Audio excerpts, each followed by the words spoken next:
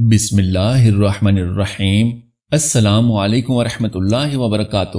پیارے ناظرین، تاریخ عالم کا ورق ورق انسان کے لیے عبرتوں کا مرکہ ہے۔ تاریخ انسانی ظلم و ستم کی داستانوں سے بھری پڑی ہے۔ انہی داستانوں میں سے ایک واقعہ میدان کربلا میں حضرت امام حسین رضی اللہ تعالیٰ عنہ کی مظلومانہ شہادت کا بھی ہے۔ کہا جاتا ہے کہ جب سے اللہ تبارک و تعالیٰ نے اس کائنات کو وجود بخشا ہے، اس وقت سے لے کر آج تک، بلکہ قیامت کی صبح تک کوئی ایسا واقعہ رونما ہوا ہے نہ ہوگا کہ جس پر خود تاریخ انسانی کو بھی رونا آ گیا ہو۔ 1400 سال پہلے پیش آیا یہ دردناک واقعہ ہر بار سننے کے بعد ایسا محسوس ہوتا ہے جیسے کل کا واقعہ ہے۔ جب جب یہ دردناک واقعہ سنا جاتا ہے، آنکھوں کو خون کے آنسو رونے پر مجبور کر دیتا ہے۔ پیارے مسلمان بھائیوں اور بہنوں، یکم محرم الحرام سے لے کر 10 محرم تک جو کچھ بھی ہوا، وہ سب کچھ بتانے سے پہلے یہ جان لیجئے کہ نواسہ رسول جگر گوشہ بطول رضی اللہ تعالیٰ عنہ نے اپنی شہادت کو سب سے آخر تک کیوں روکے رکھا۔ تاریخ گواہ ہے کہ حضرت امام حسین رضی اللہ تعالیٰ عنہ کی شہادت کے بعد کوئی بھی شہید نہیں ہوا، یہاں تک کہ آپ کے بیٹے، آپ کے خاندان کے روح رواں اور آپ کی نسل پاک کے بنیادی رکن حضرت امام زین العابدین بھی شہید نہیں ہوئے۔ پھر آخر حضرت امام حسین رضی اللہ تعالیٰ عنہ نے اپنی شہادت کو سب سے آخر میں کیوں رکھا؟ وہ اس لیے کہ آپ رضی اللہ تعالیٰ عنہ کو یہ بات معلوم تھی کہ میرے شہید ہونے کے بعد کوئی شہید نہیں ہوگا۔ اس بات سے تو یہ معلوم ہوتا ہے کہ اگر حضرت امام حسین رضی اللہ تعالیٰ عنہ پہلے ہی شہید کر دیے جاتے تو ہو سکتا ہے کہ حضرت عباس علمدار رضی اللہ تعالیٰ عنہ بھی بچ جاتے، معصوم اصغر بھی بچ جاتے، علی اکبر بھی بچ جاتے، اور اگر امام حسین پہلے ہی شہید ہو جاتے تو قاسم بھی بچ جاتے، اور بھی پہلے شہید ہو جاتے تو عون و محمد بھی بچ جاتے، کیونکہ یزید لعین کا ٹارگٹ ہی حضرت حسین رضی اللہ تعالیٰ عنہ تھے اور آپ ہی یزید کے نشانے پر تھے۔ یزید لعین یہ سمجھتا تھا کہ وہ کسی جنگل بیابان میں حضرت امام حسین اور آپ کے پورے خاندان کو بڑی ہی آسانی سے صفائے ہستی سے مٹا دے گا، اور پھر دنیا میں حسین کا نام لینے والا بھی کوئی نہ ہوگا۔ شاید وہ اپنے اس شیطانی جال میں کامیاب بھی ہو جاتا اگر اس کا مقابلہ آل نبی صلی اللہ علیہ وآلہ وسلم کے ساتھ نہ ہوتا اور کسی عام باغی شخص سے ہوتا۔ لیکن قربان جائیے نبی کے پیارے سیدنا امام حسین رضی اللہ تعالی عنہ نے یزید کو ایسی بری مات دی کہ آج 1400 سال سے زیادہ عرصہ گزر جانے کے بعد بھی پوری دنیا میں جب حسین کے نام لیوا ان کی محافل سجاتے ہیں اور ان کے نام کو، ان کے ذکر کو پوری دنیا میں بلند کیا جاتا ہے، تو پوری دنیا میں یزید کے پیروکاروں کے سینوں پر چھریاں چلتی ہیں، ان کے کلیجے کٹ کٹ کر باہر کو آتے ہیں، اور اس پوری کائنات میں اتنے لوگ یزید کے نام پر جینے کے لیے تیار نہیں جتنے حسین کے نام پر مر مٹنے اور اپنی گردنیں کٹوا دینے کے لیے تیار ہیں۔ پوری کائنات کے اندر اتنے کسی کے پیروکار نہیں جتنے میرے حسین کے غلام ہیں، پوری دنیا میں اتنے کسی کے گھر نہیں جتنے میرے حسین کے ہیں۔ تو کیونکہ یزید کا نشانہ حسین تھے اور وہ تو آپ ہی کو شہید کرنا چاہتا تھا، تو پھر حضرت امام حسین رضی اللہ تعالیٰ عنہ نے اپنی شہادت دینے میں اتنی دیر ہی کیوں کی؟ یقیناً آپ لوگ بھی اپنے اپنے نظریے کے مطابق درست سوچ رہے ہوں گے، لیکن حضرت امام حسین رضی اللہ تعالیٰ عنہ نواسہ رسول ہیں، اور آپ یہ ہرگز نہیں چاہتے تھے کہ آپ کی وجہ سے کوئی ایک بھی شخص جہنم کا ایندھن بن جائے۔ آپ کو شہید کرنے کے سبب کوئی شخص اپنی نہ ختم ہونے والی اخروی زندگی تباہ و برباد کر لے، کیونکہ آپ کو تاریخ اسلام کا علم تھا کہ کس طرح سے حضرت عمر فاروق رضی اللہ تعالیٰ عنہ پیارے نبی صلی اللہ علیہ وآلہ وسلم کو قتل کرنے کے لیے ہاتھ میں تلوار لیے نکلے تھے، لیکن جب نبی کریم صلی اللہ علیہ وآلہ وسلم نے اپنا دروازہ عمر کے لیے کھولا تو عمر کے دل کا دروازہ ایسا کھلا کہ پھر رہتی دنیا تک کے لیے کافروں اور شیطانوں کے دل پر ہیبت طاری کر گیا۔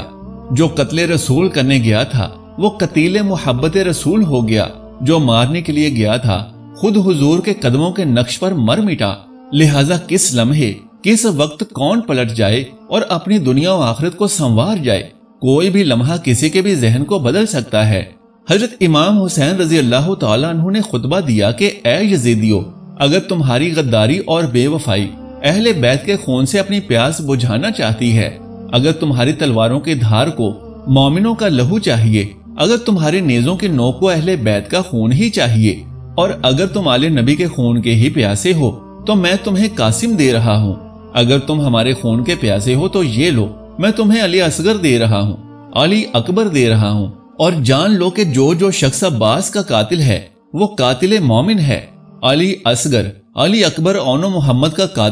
قاتل مومن ہے، میرے خاندان کے ایک ایک فرد کا قاتل مومن ہے، اور اتنے مومنوں کا قتل کر کے بھی اگر تمہاری تلواروں کی پیاس نہ بجھ پائے تو پھر مجھے قتل کرنے میں ایک لمحہ بھی ضائع مت کرنا اور میری گردن میرے تن سے جدا کر دینا، لیکن ایک بات یاد رکھنا کہ میرے خاندان کے ایک ایک فرد کا قاتل مومن ہے، لیکن میرا قاتل مومن نہیں ہوگا، نہیں، میرا قاتل مومن نہیں بلکہ قاتل دین ہوگا، اور جس نے مجھے قتل کیا تو اس نے اللہ کے دین کو قتل کیا، اور قیامت کے دن اگر میں چاہوں تو مومنوں کے قاتلوں کے قتل معاف کروا سکتا ہوں، کیونکہ میں جنت کے نوجوانوں کا سردار ہوں، اللہ اکبر۔ قیامت کے دن اگر میں چاہوں تو مومنوں کے قاتلوں کو بخشوا سکتا ہوں، لیکن دل کے کانوں سے سن لو کہ قیامت کے دن دین کے قاتل کو اللہ کبھی معاف نہیں فرمائے گا، لہذا اگر تم مجھے قتل کر کے قاتل دین بن جاؤ گے تو پھر یاد رکھنا کہ مغفرت کے دروازے تم پر ہمیشہ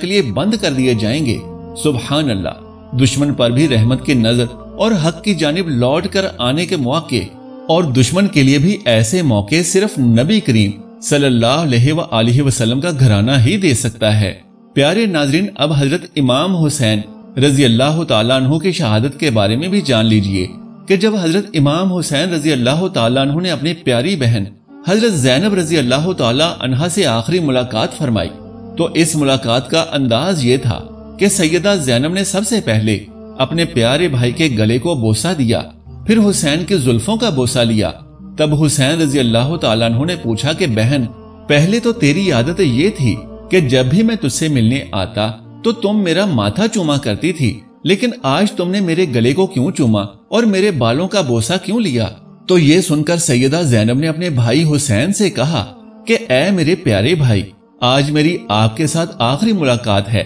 آپ میدان کربلا کی جانب سانسیں لیتے ہوئے تو جائیں گے لیکن زندہ لوٹ کر واپس نہیں آئیں گے، اور ایسا اس لیے کہ آج رات میری ماں سیدہ فاطمہ تو زہرا میرے خواب میں آئی تھیں اور فرما رہی تھی کہ میری بیٹی آج اپنے بھائی کو دل بھر کر دیکھ لینا، اس کا گلا چوم لینا کہ امت اس کے گلے کو کاٹ ڈالے گی، اور بھائی کی زلفوں کا بوسہ بھی لے لینا کیونکہ یہ زلفیں حسین کے خون سے لت پت ہو جائیں گی، اور یہ بھی فرما رہی تھی کہ اے میری بیٹی، تیرے اوپر مصیبتوں اور پریشانیوں کے پہاڑ ٹوٹ پڑیں گے، اس لیے کہ دنیا بڑی ظالم ہے، لیکن صبر کا دامن کبھی ہاتھ سے نہ چھوڑنا، کیونکہ اللہ تبارک و تعالیٰ صبر کرنے والوں کا دوست ہے اور ہر وقت صبر کرنے والوں کے ساتھ رہتا ہے۔ پیارے مسلمان ناظرین و سامعین، حضرت امام حسین رضی اللہ تعالیٰ عنہ نے میدان کربلا کی جانب رخ کیا، اور پھر یوں ہوا کہ علی کے شیر کی تلوار پورے میدان میں چھا گئی۔ پھر روئے زمین نے ایک ایسا منظر بھی دیکھا جب علی کی شجاعت، صدیق کی صداقت، عمر کی عدالت اور عثمان کی سخاوت حسین کے اوپر پہرا دے رہی ہو۔ حسین کی تلوار چلتی رہی اور یزیدیوں کے گلے کٹتے رہے، اور میدان کربلا میں یزیدیوں کی لاشوں کے ڈھیر لگتے رہے۔ پھر اچانک یزیدیوں میں بے چینی کی لہر پھیل گئی، اور یزیدی لشکر سوچنے پر مجبور ہوا کہ اعتراض ہی نہ بن جائے کہ ایک ہی شیر نے سارے کے سارے یزیدی لشکر کو واصل جہنم کر ڈالا۔ یزیدی لشکر میں خوف و ہراس پھیل گیا، اور وہ ہڑبڑا کر پیچھے کی جانب ہٹنے لگے تاکہ کوئی تدبیر بروئے کار لا سکیں۔ یزیدی حیران و پریشان تھے کہ وہ کون سی طاقت ہے جس سے وہ لڑ مر رہے ہیں۔ آخر امام حسین کی تلوار میں ایسی کیا طاقت ہے کہ 10 دن کی بھوک اور پیاس بھی اس طاقت کا کچھ نہ بگاڑ سکی، جوان بیٹے کی موت اس طاقت کو ہرا نہ سکی، ننھے اور معصوم بچوں کی شہادت اس تلوار کی طاقت کم نہ کر سکی، یزیدیوں کی پے در پے ظلم و بربریت اس تلوار کی طاقت کو مات نہ دے سکی، اور قریب ہی تھا کہ حسینی تلوار پیروں سے اکھڑے یزیدی لشکر کو راہ فرار پر مجبور کر دیتی کہ پھر وقت نماز ہو گیا، اور یکدم حسین رضی اللہ تعالیٰ عنہ کے ہاتھ میں لہراتی اور یزیدیوں پر قہر ڈھاتی تلوار خاموش ہو گئی۔ اللہ اکبر! کسی نے صدا بلند کرتے ہوئے کہا کہ اے حسین، آپ کی جان کو خطرہ ہے، دائیں دشمن بائیں دشمن، آگے دشمن اور پیچھے بھی دشمن ہے، اپنی تلوار کو یوں ہی چلنے دیجئے، خدا را اس تلوار کو یزیدیوں پر قہر ڈھانے دیجئے کہ حسین ابن علی کی جان بہت قیمتی ہے۔ فرمایا نہیں نہیں، ایسا ہرگز نہیں، مانا کہ امام حسین کی جان قیمتی ہے، لیکن نماز کا وقت ہے اور نماز اس سے بھی زیادہ قیمتی ہے۔ اور پھر امام حسین کی تلوار تھم گئی اور آپ اللہ تبارک و تعالیٰ کے حضور اپنے آخری سجدے میں مشغول ہو گئے۔ حسین ابن علی نماز میں مصروف ہوئے تو یزیدیوں کی یزیدیت اور فرعونیت جاگ اٹھی، اور انہوں نے سوچا کہ اگر حسین نماز سے فارغ ہو کر واپس اٹھ کھڑے ہوئے تو اور کئی یزیدی واصل جہنم ہو جائیں گے، پھر بجلی چمکے گی اور قوت حیدر کرار کا جلوہ دیکھنے کو ملے گا، اور پھر خیبر شکن کا بیٹا یزید شکن بن کر ابھرے گا۔ تو ظالموں نے یہ فیصلہ کیا کہ سجدے سے اٹھنے سے پہلے ہی حسین کا سر تن سے جدا کر دیا جائے، اور پھر ایک دم سے زمین کانپ اٹھی، آسمانوں میں فرشتوں میں ہلچل مچ اٹھی کہ ایک لعین نے عین سجدے کی حالت میں حسین رضی اللہ تعالیٰ عنہ پر حملہ کیا۔ یہی وہ آخری سجدہ حسین تھا کہ جس میں حسین اپنے رب ذوالجلال سے عرض کر رہے ہیں کہ اے میرے مالک، میں تیرے فیصلے پر راضی ہو گیا ہوں، تیری جانب سے جو آزمائش ہے میں نے اس کو قبول کیا ہے، جو دکھوں اور مصیبتوں کے پہاڑ ٹوٹے میں نے ان کو قبول کیا ہے، میں نے اپنے معصوم بچوں سمیت اپنا تن من دھن تیری راہ میں قربان کر دیا ہے، اور یہ سب میں نے تجھے راضی کرنے کے لیے ہی کیا ہے، لیکن اپنی شہادت سے پہلے میں صرف یہ جاننا چاہتا ہوں کہ کیا میرا رب تبارک و تعالیٰ بھی میری اس قربانی پر راضی ہو چکا ہے۔ یہی وہ وقت تھا کہ جب زمین کانپ اٹھی اور آسمان تھرا اٹھا، اور ایک ظالم نے، ایک لعین نے جناب حسین رضی اللہ تعالیٰ عنہ کا سر تن سے جدا کر دیا۔